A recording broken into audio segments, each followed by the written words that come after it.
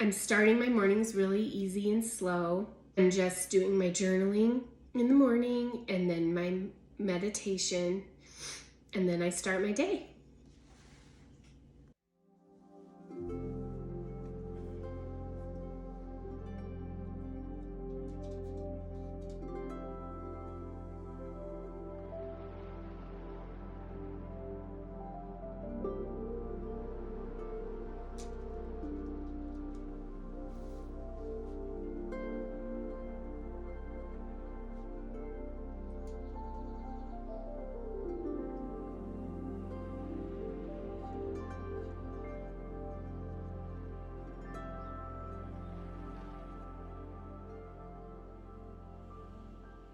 Good morning. Today I'm just going to share a quick little video on what I've been eating, because I know my video about the enzymes I'm lacking did pretty well and people were interested. I had actually quite a few comments and some personal messages about it on Facebook. So after I had the testing done, there was a lot of anxiety and sadness about what I wasn't going to eat anymore, because it turns out fruit's in a lot of food. Anyway, I won't go over that again, but to say I was sad is a vast understatement. So what have I been eating is the big question. One thing that I decided to focus on and be grateful for is how simple things got as far as food goes.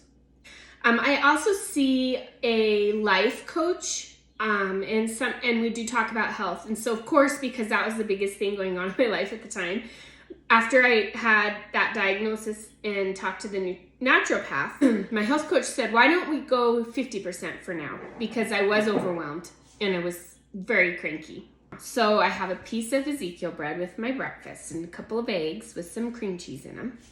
Everything but the bagel seasoning, some dill. And then for my second meal, I've been keeping it really simple. So I made soup with chicken broth that I had to read the ingredients, because lots of chicken broths have yeast in them, and mostly yeast has fruit in it. Or maybe it's the potato. Maybe yeast has the potato in it. Can't remember now. So many things. I just know stay away from it.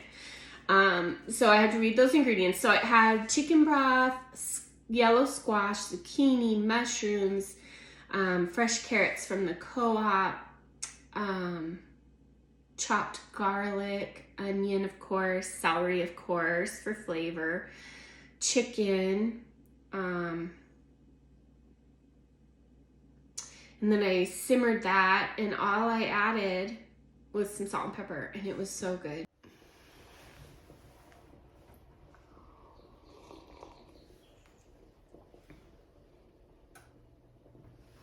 I don't like cooking. It's a secret. I find I have to cook 2 meals a lot because Craig can't have dairy or anything dairy derivative. And I can't have coconut oil and olive oil and all the oils that you would use if you can't use butter. And he doesn't like the safflower oil. And sunflower oil is actually not good for you in our research. So I'm making soup.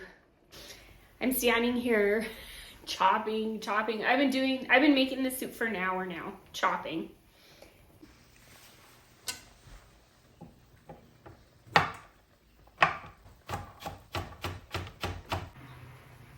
Side note, these are organic carrots and they are so good.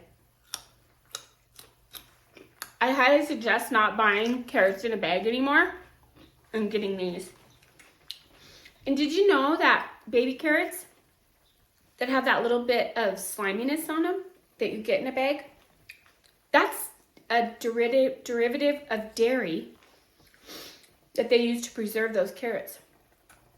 So if you're dairy free and you eat baby carrots out of a bag, you're not dairy free.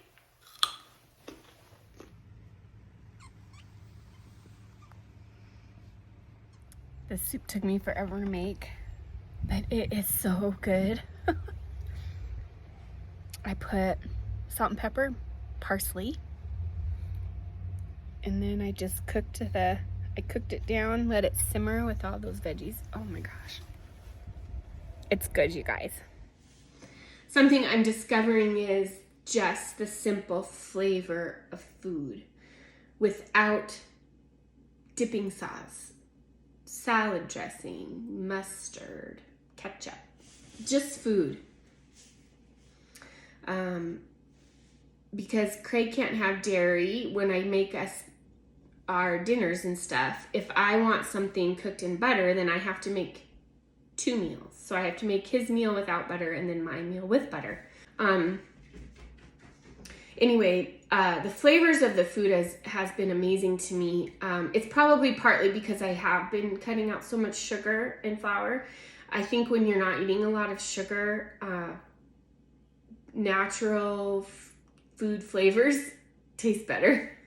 I don't really know how to explain that, but it is true. It does take time, but it is true.